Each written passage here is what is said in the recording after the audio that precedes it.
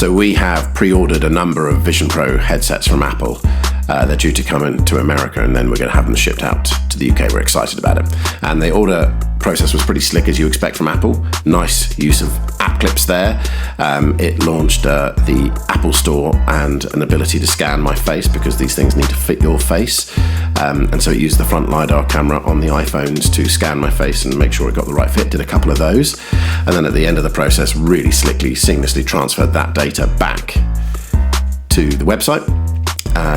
And then it allowed you to pick whether you needed any kind of help with your vision. So I wear off-the-shelf glasses, sadly, because I'm old and my eyes are terrible. So I got to select that, and they're going to provide some nice lenses to fit in the Vision Pro. We ain't financing it. We'll get Apple Care later, probably. And there we are. Job done. Added to bag.